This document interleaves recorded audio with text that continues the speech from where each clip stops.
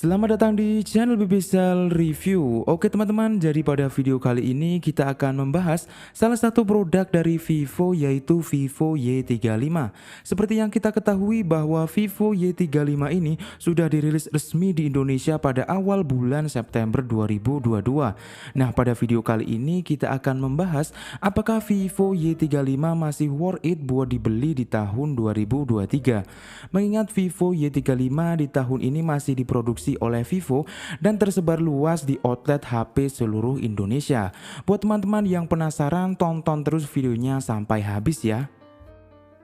Oke, untuk pembahasan yang pertama kita ke bagian desainnya dulu. Buat material casing bagian belakangnya masih menggunakan polikarbonat dan sudah dibekali dengan Vivo Dynamic Design yang nantinya akan membuat casing belakang dari Vivo Y35 jadi tahan terhadap goresan dan anti sidik jari. Yang sedang saya pegang varian warna yang hitam ya teman-teman. Jadi varian warnanya ada dua, hitam dan gold.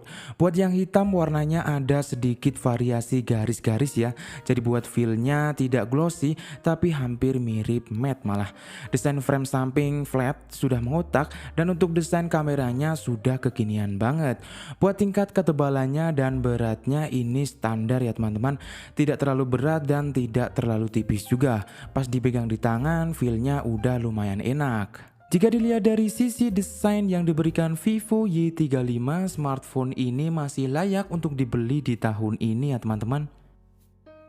Lanjut lagi, sekarang kita ke pembahasan yang kedua. Kita akan ke bagian layarnya. Vivo Y35 dibekali layar dengan panel IPS LCD ukuran 6,58 inch, resolusi sudah Full HD+, refresh rate-nya juga sudah 90 Hz. Buat kecerahannya maksimal sampai 550 nits saja, dan buat desain layarnya masih menggunakan desain layar water drop. Walaupun Vivo Y35 masih menggunakan panel IPS LCD, tapi warna yang diberikan ini lumayan tajam dan detail ya teman-teman. Beda dengan layar IPS di HP 1 jutaan.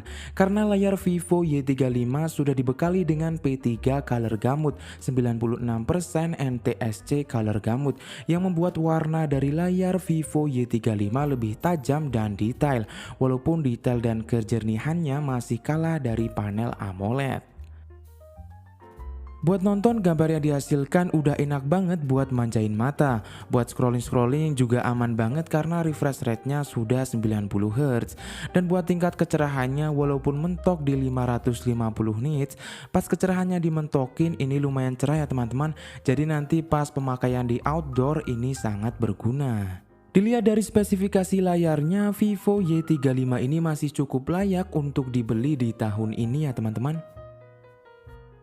Lanjut lagi, sekarang kita ke pembahasan bagian performanya. Vivo Y35 dibekali chipset Snapdragon 680. Untuk operating sistemnya menggunakan Android 12, Vantage OS 12. Dibekali RAM 8GB, internal 128GB. Dan nanti ada RAM expansionnya yang bisa kita set sampai 8GB.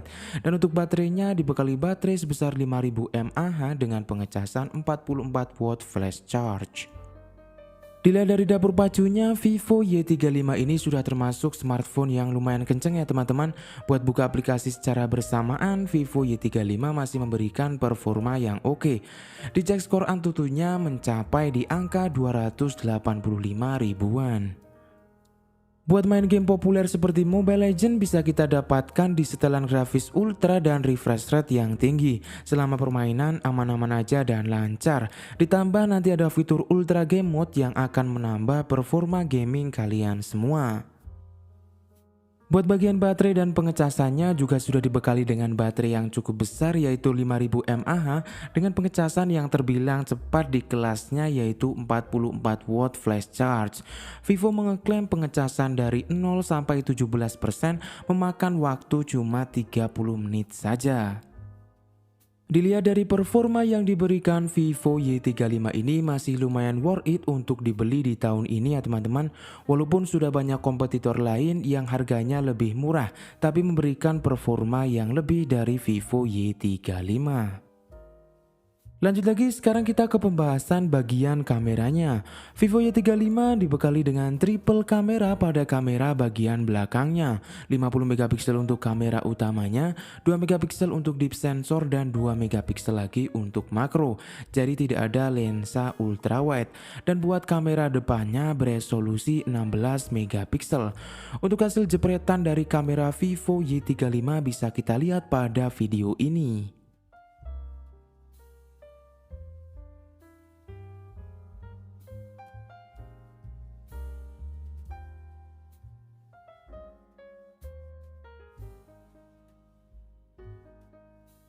Buat hasil jepretan dari kamera Vivo Y35 udah lumayan bagus ya teman-teman, udah cocok kalau mau diabadikan di sosmed.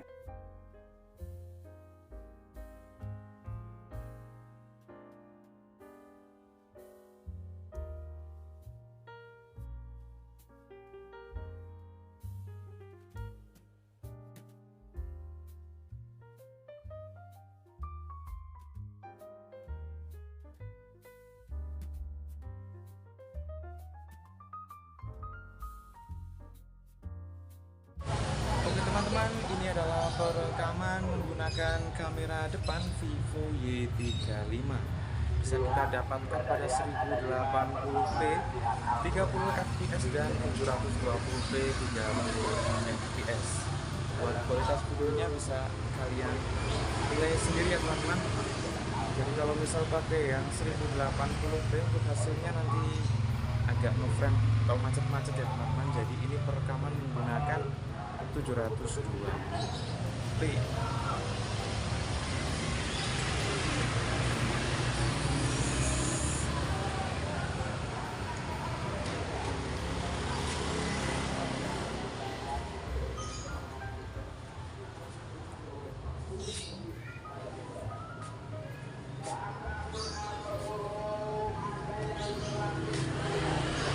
Adalah perekaman menggunakan kamera belakang Vivo Y35.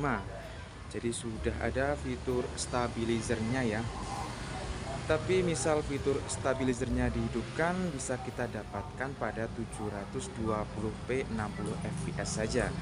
Misal 1080p 30 fps dihidupkan, nanti hasilnya tidak bisa memakai fitur yang stabilizer.